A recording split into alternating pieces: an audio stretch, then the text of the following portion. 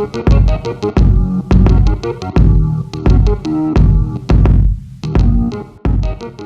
the next few years, we're going to connect billions of new devices to the internet, and those devices are not going to be secure. We already know that. Because those devices are designed to be cheap. They have small disk space, they have small CPUs, and those things do not communicate well with security. So those devices are not going to be secure. Connecting them to the internet means that there are so many new things to attack. So in that sense, we already know that the world of IoT is going to make the future a risky place. Those sensors are going to collect a lot of more information about people and the things that we do.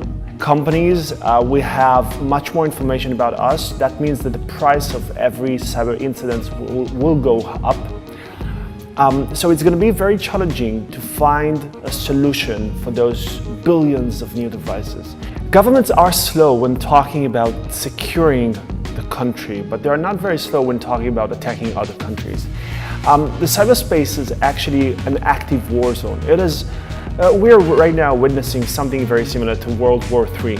We have hundreds of thousands of cyber warriors, that means state-sponsored hackers, engaged in attacking one another. So we have almost every country right now developing its own cyber army, and they attack each other. Using this power, this cyber attack power, you can do amazing things. You can manipulate the stock market in another country. You can reveal secrets that will change the political structure of the world.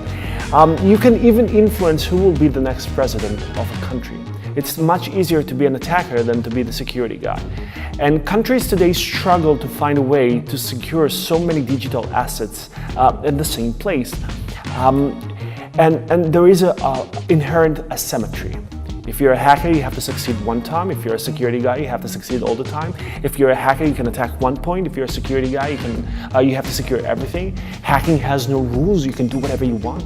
Security has so many rules, so many things you're not allowed to do, so many different attackers, one security team usually.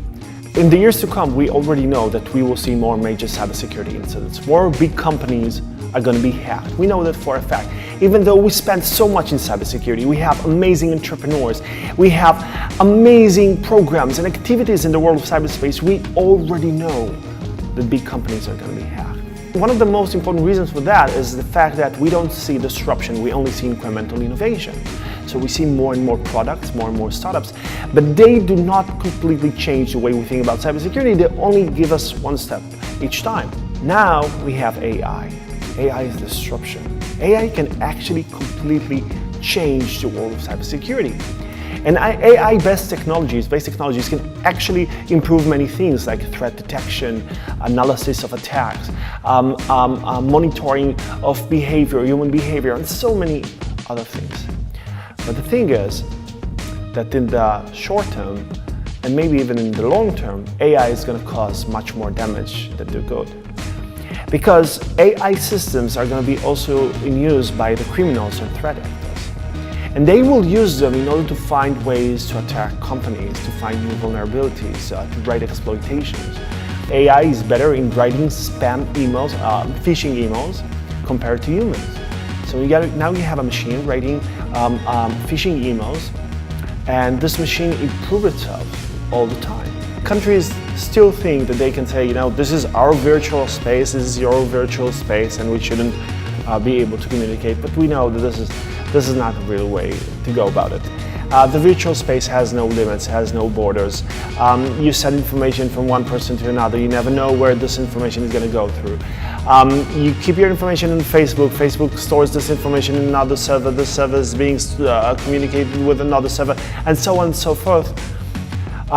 It is funny to see countries still trying to force this kind of thinking. So the EU says information about our citizens will not leave the borders of the EU. It only happens because the old kind of thinking is being held by the old type of people. So those people were not born to a world with the internet. They are not technology natives, they are technology immigrants. This war has no pictures of crying babies, it has no bombed cities, no tanks rolling down the street. So it seems like it doesn't happen. We cannot feel this war, we cannot see it, we cannot smell it, so it seems like it doesn't happen. But it actually happened, and this is one of the most sophisticated, dangerous, and interesting wars we've ever had.